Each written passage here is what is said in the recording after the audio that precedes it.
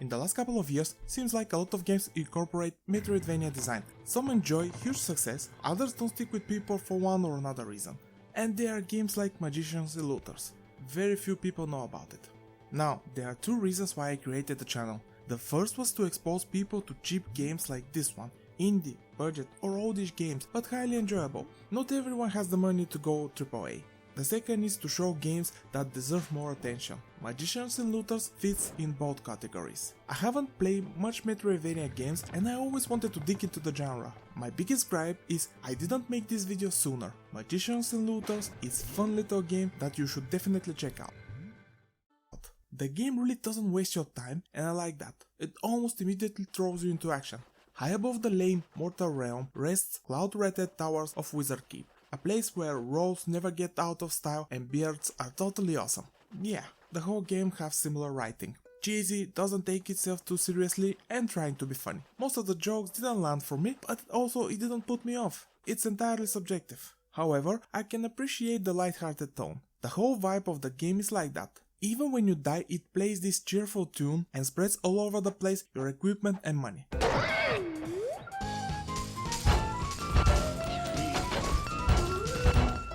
It's like saying, don't sweat it, it's just a little setback, and laughing behind your back. Or how you don't need to fight one of the bosses, you just need a special shield that reflects magic attacks. Hold it up and wait, such a cool thing. Or how some enemies shake in fear with their eyes almost out of their sockets. It's cartoonish and feels like something out of Looney Tunes. Anyhow, it appears that the security of the towers is compromised. You take control in the beginning of Nin, dual sword wielding badass of a woman with medieval armor.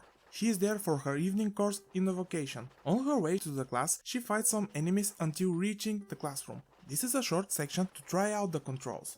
Inside are the wizard teacher and two students. Of course the teacher doesn't believe her until an explosion is heard. So now he wants to see the wizard council and order the three of you to get out because there are better talented people that could help. Here you are given a choice to play as one of the other students. I don't think it matters which one you choose. Eventually you will play with every single one of them. The three characters reach the Wizard Council after beating the first boss, but they are captured and thrown in prison. They don't like it there, it sucks, and teleport away. However, they get separated and land in different places. Now you have to bring them back together. Pretty much that's the plot. Save the Wizard Towers and the surrounding lands. It's nothing special. I didn't mind it that much. I always appreciate it when a game has a coherent story, but it's not a requirement. It always depends on what the game is trying to accomplish. Magician and Looters, it's all about the gameplay. If you ever played a Metroidvania game, you know what to expect. Explore, reach an obstacle you can't get over it, find an ability or item to help you. Rinse and repeat. Magician in Looters is no exception from the formula. However, there is a slight twist. You can play with three different characters with all their weaknesses and strengths. That's on theory. I'll discuss this in a minute. You can switch between them only at save points or camp as they are called in-game. As I said, Nin is the dual sword wielding badass. She does the most damage from the three characters. In the latter half of the game, she can breeze through a small horde of creatures without a sweat. Brent wields a sword and a shield. With the shield, you can block every attack, even those coming above you. He is the magic user. He's also the weakest of the three.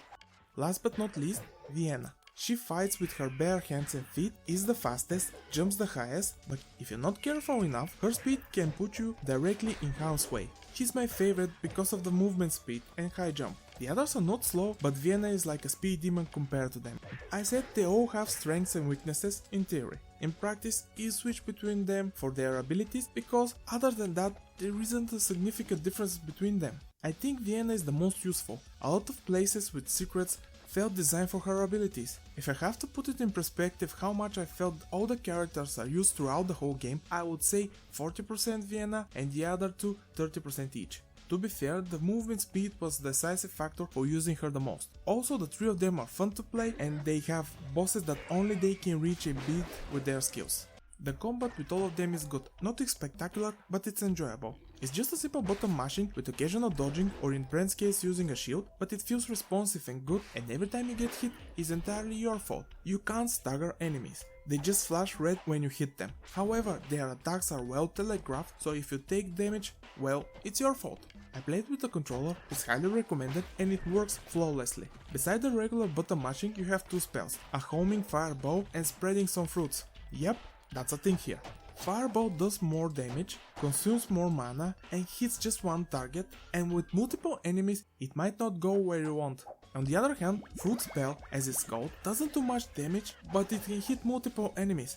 The problem is I can count on one hand how many times I used it. It's useful when a big group of enemies is around you, but you don't see such a thing. The fruit does damage only when they first fall. After that they start bouncing all over the place, doing 0 damage. So I rarely used it. At some point you will get Blitz. You fill it by constantly killing enemies. If you stop, it starts to deplete. When it's full, it automatically is activated and you move faster and do more damage. Imagine what I was doing to the enemies with Nin. You feel like a real badass. However, this doesn't grant you invulnerability. You can still die if you're not careful enough. In the case of Vienna, she moves even faster, which may lead you taking unnecessary damage again if you're not careful. What I feel more appropriate for Blitz is to be able to activate it when you want it. There were several occasions it was just wasted because it was on at the wrong time. One key mechanic for survival and taking less damage, and probably discovered by accident from the player, is you can slash, or in the case of Vienna, punch most of the projectiles. Sometimes it's way more convenient to attack them than avoid. Enemy diversity is alright. You'll fight what looks like goblins, I guess, in different sizes, with different weapons and colors. The darker the color, the more hits you have to make.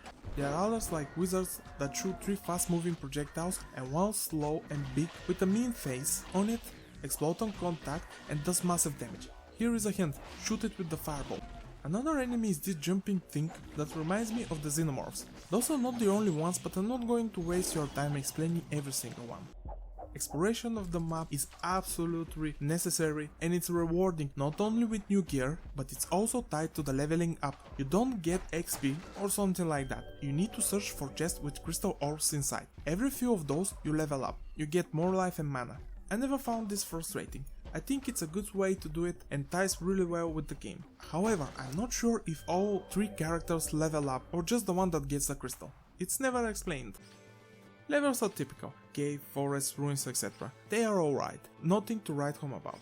You can traverse them with every single character, but as I mentioned, you need specific character abilities to progress at certain places. Like every game of this type, there is a fast traveling system, but you have to pay to use it. The damn dwarves are running it. I guess nothing is free with them. When you go there, you see the name of the place, and if you don't remember which is which and where it is, tough luck. You either risk to be sent somewhere far away, or you will get lucky. I didn't remember the names, so I mostly never used it. This never felt frustrating because of the fast moving speed of the game. It should show you on the map where you're about to go. Speaking of the map, I have a slight issue here. When you uncover most of it, you can't actually see the whole thing, nor you can move it. It was slightly annoying, but I eventually got over it. There are a lot of hidden rooms and I love finding them. They are hidden sensibly. I don't think there is a single one I discovered and said to myself, this was just a blind luck. How is someone supposed to find it without the sheer amount of dumb luck? They can be filled with gold, weapons, items or crystal balls, so it's definitely worth looking for them.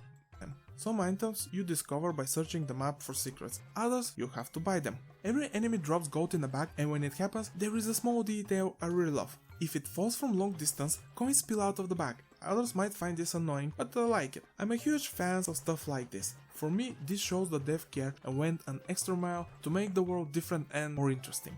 Weapon consists only from swords with different stats. In total there are 18. You have also slots for items. Different characters can wear a different amount. In total there are 24. There's a pretty good selection of stuff to find and use. However, I'm not sure what all those stats mean. I see this and I'm thinking, this is the damage the sword is dealing? Maybe? Next to it is speed? Even after I finish the game, I'm still not sure if I use the best gear. I just put the ones with the highest numbers. Graphics are fine, nothing groundbreaking, but everything is distinctive. Character movement is smooth, some of the attack animations are a bit choppy. One thing that annoyed me was the UI. The blitz meter obstructs the view when a character is at the right end of the screen. I have no idea why I didn't make it becoming transparent. This was most noticeable during some boss fights. As for the sound, it's alright. You hear slashes, pole shooting, explosions, spells, etc. and they are absolutely fine. I find it funny using a pig squealing when you kill one of the enemies. I don't know why the dev chose it, but I approve. Music is alright. I don't remember a single track beside the main menu music, but this doesn't mean it's bad. It's just not intrusive, a nice compliment to the other parts of the game, and in matter of fact, it's one of the driving forces behind the cheerful tone of the game. However, this shifts during boss fights. Then the music becomes horror-like. Some of the bosses are these disfigured creatures. It fits quite good, but it was unexpected change. During one boss, my girlfriend was, "What the hell are you playing?" She was creeped out.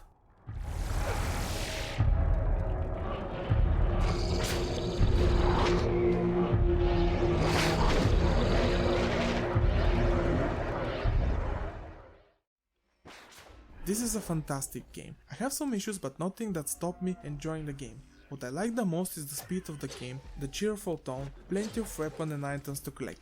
Are there better Metroidvanias on the market? Absolutely. Is this a fun game? Absolutely. But those games might cost more, and in this series it's all about the fun and affordable games. Magicians and Looters is that. Also, it deserves more attention. Completing 100% of the game is easily achievable. Without too much hassle, I almost did it. You know probably the answer by now, but I'm going to say it anyway. It's worth a beat at any price.